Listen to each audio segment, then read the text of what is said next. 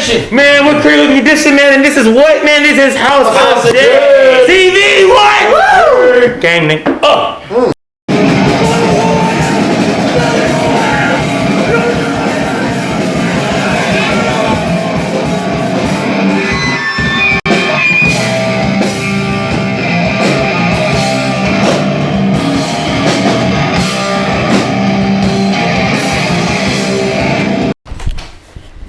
What's up, guys? This is Alberta with the House of J. I will be interviewing Critical Condition. They are a badass local punk rock band in Houston, and they're one of my favorites, definitely probably one of your favorites. And we'll be discussing their new EP that they will be splitting with Bad Ideals and Godshell. So introduce yourselves and tell us what you do in the band. This is Chocolate Thunder, Daniel Rito. He didn't say what the fuck he does, but he's the drummer. My name is Kev the Ref, nigga. Kevin Fagan's the second, and I'm the vocalist of Critical Condition. I did say what I did. All right. I'm Josh. I'm a NASCAR American. What are you doing, CC? I play bass. You play bass? Yeah, I don't count. You don't count. You don't count. We'll just blur your face. My name's Dave Tama. I do guitar and backup vocals. Heel Tama. Hashtag Heel Tama. Hail Tama. Guys, tell me a little bit about this new EP and how your fans will react to it. How do you think your fans will react to it? I'm pretty sure they'll receive it with extreme excitement and great anticipation, as they have with all of our other releases. So I'm excited for them. It's exciting. I think it's, I don't know. I hope they like it just as much as our demo and the split we did with, oh, god damn it. I done fucked up. Oh, with the show and Bad Ideals? No, god damn it. Oh, sorry. I completely lost it. You mean the first one? I hate one? doing interviews. The first split? Yeah, the first split. See, I didn't fuck Y'all niggas really don't remember? No, I really Social Static, nigga. Yeah, Shout out, man. Shout out Joey, nigga. Shout out Nathan. Shout out Alan, nigga.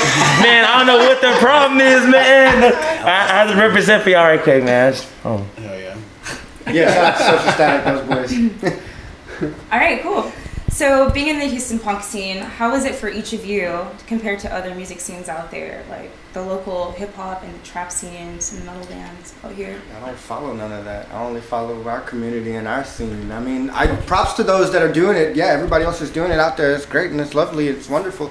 But I mean, the core of it all and what we're doing, I only wanted that. It's only catering to this community and this scene. So that's where I'm staying. That's where I'm keeping my head and my heart at. What? Anybody else?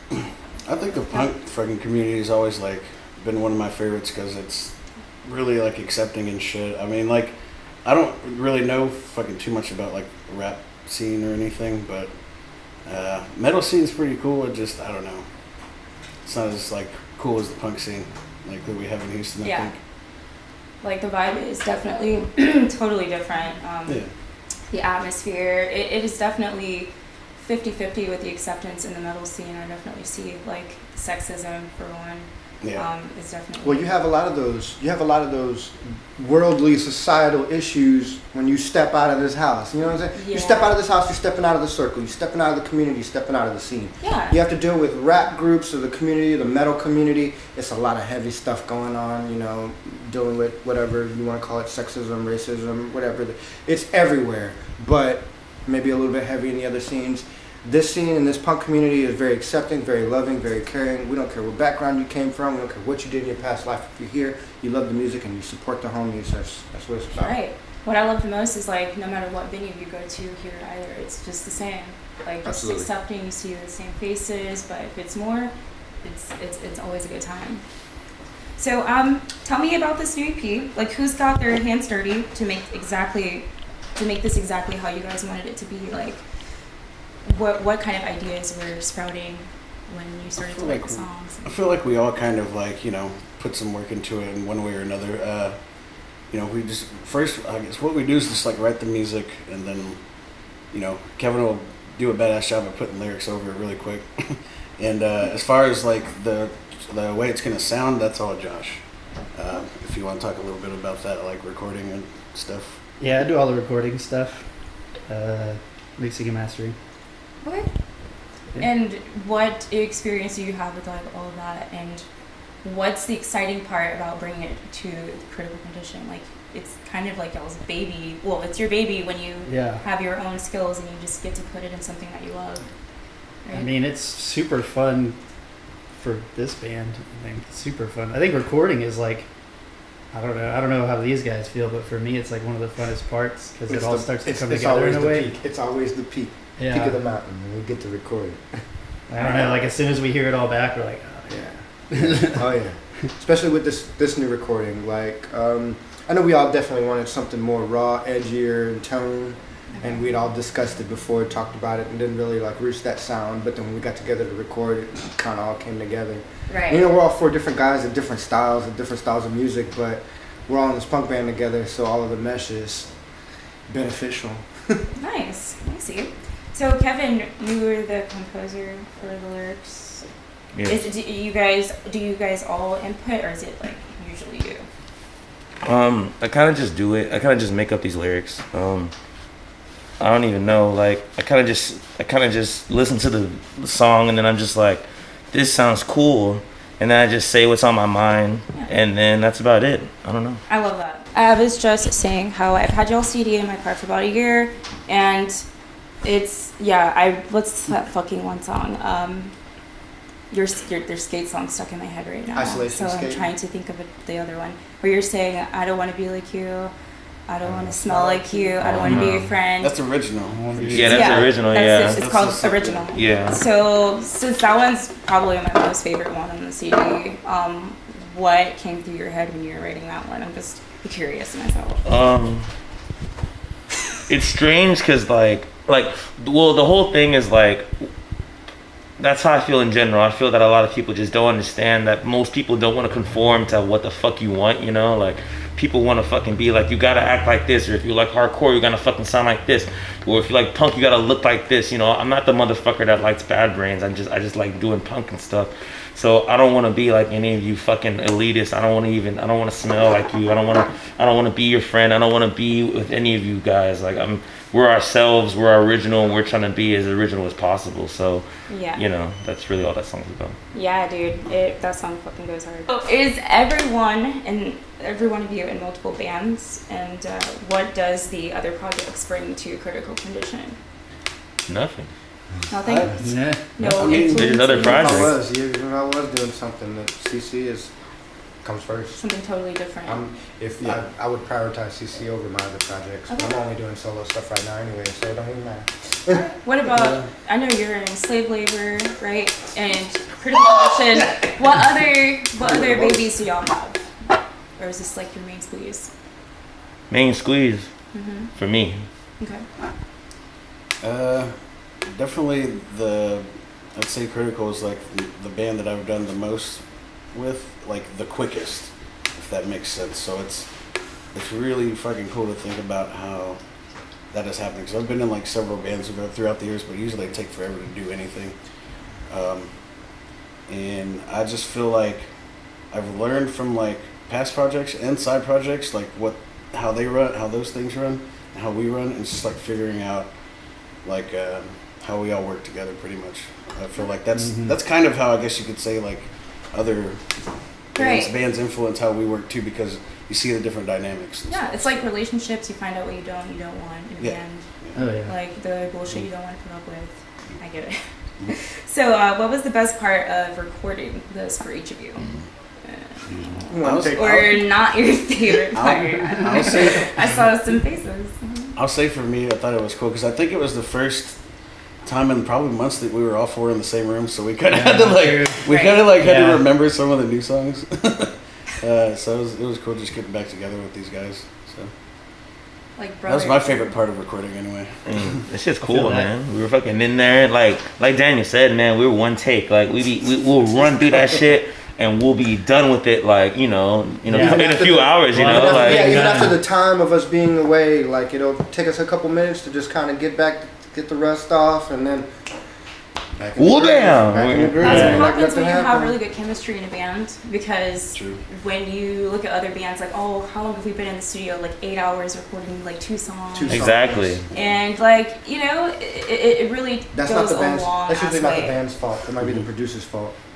It's whoever's or fault. some glitches here and there, but still, it definitely helps when you have some people in one band that are on the same level.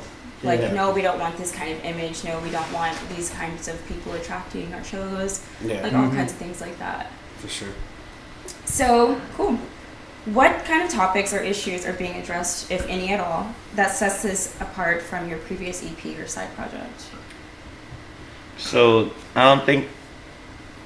I personally don't think that it's setting anything apart. If anything, it's just a continuation because we're always on the same thing. We're always on the same drive, you know. It's really just a more, people have heard it live and stuff, but it's really just a more different, we're more comfortable in what we're doing now. You know, it's been over a year now, so basically we're all used to what we're all doing. We basically found the sound and stuff, so basically we're just addressing that. This is our sound, this is what we sound like, and this is basically what you're going to be hearing. So it sounds really good. It's a fantastic fucking EP and stuff, and I just hope everybody listens to it. It's really cool, you know. Do you have a favorite song already?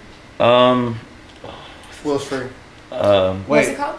What's the fuss? That's an old song. Nah, so the new one. Oh, the That's new an one? old song. Oh, the new Well, one. I like What's the Fuss. That's What's the not Fuss is one of my favorite songs vocally, or By Myself. I love By Myself. If vocally, I think that's definitely one of my favorite songs I've ever done. By Myself is a real personally structured song. I really think that people, if you really feel the way I feel, that you're gonna like emotionally be like, damn, this nigga's talking, you know. Yeah, I don't know. It's just it's really personal. I really like it. So By Myself, I definitely put that atop a lot of the songs that we've done. Okay. So. For sure, I agree with Kevin. I think that musically, the way everything builds up to with what he's saying on top of it, you know, By Myself, I think is probably my favorite one off the new one, just because it's, it's still our sound, but I feel like it's a little different in just a few senses. You'll hear it when it comes out, Okay. but just the way the music progresses with how his vocals progress over it, it just fucking, it works, dude. And I believe it. I love it. Yeah.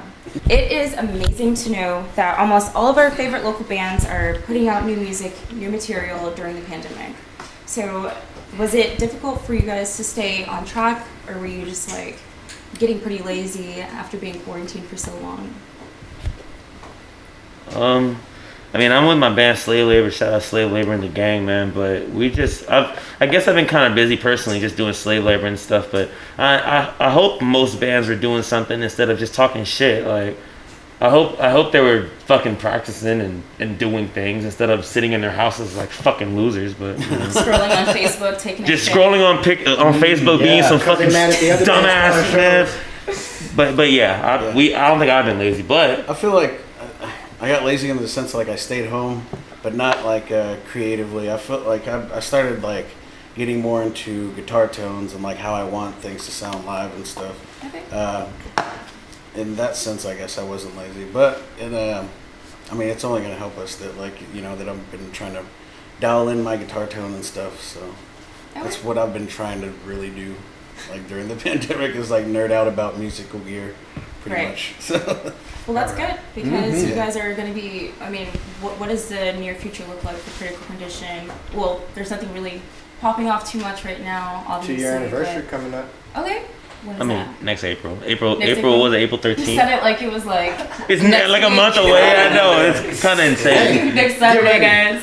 But yeah. Get ready. Almost. It's like, oh, it's I mean, like technically, next I think year, the first time we all four practice would probably be like, what was it? September? No, November probably? November. December? Yeah. Because me and Daniel started jamming In October. January. No, in October. Cool. 2018. No, 2019. 2018, 2018 going into 2019. Our first show was April 13th, Yeah, 2019. as far as active shows, yeah. It'd be. I Regardless. hope that was a Friday. Friday 13. I fucking hope so, dude. CC, man. Woo! Woo! Bye. CC! All right, so thank you, Critical Condition, for coming by at the House of Jay. We're about to check into the live session, so you guys stay tuned. We're about to fucking do it. Katy, Texas nigga 1313. Fuck you talking about, bitch ass nigga. He lost, Kevin. I fucking lost.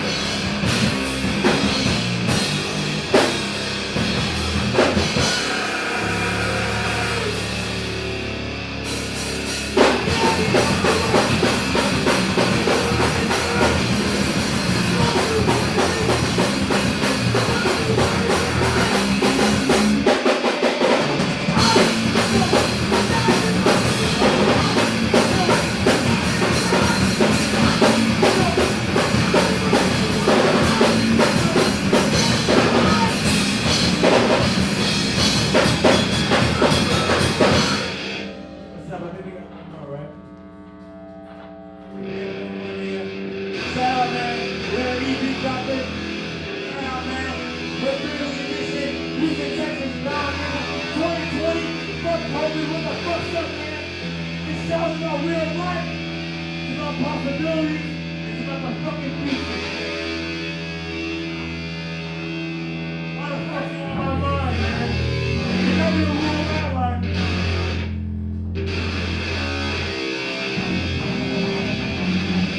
Let's go!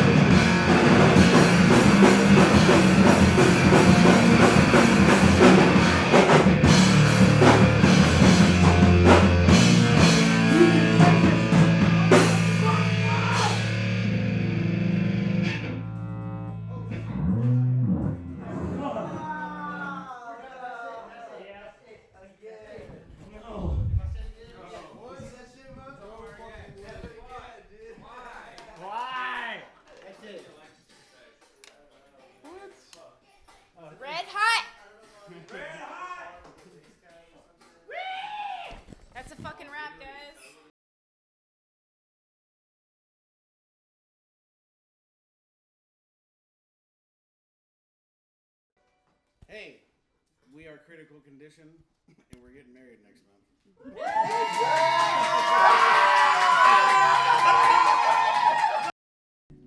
Yo, no seriousness. I want to give a big shout out to the notorious RBG, Ruth Bader Ginsburg, the champion, the women's champion, the original. Rest in peace, rest in power. And CC loves you. We support you. You know, of all the times that I've been inside of the square circle, I've always realized that there's always been someone trying to oppose me in my fucking dreams of being the WWF champion.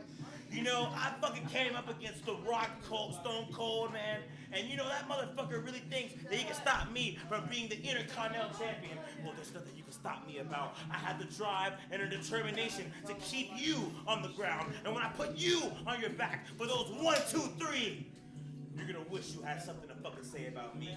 I'm the Reverend, and I preach that the God will leave mercy on your soul.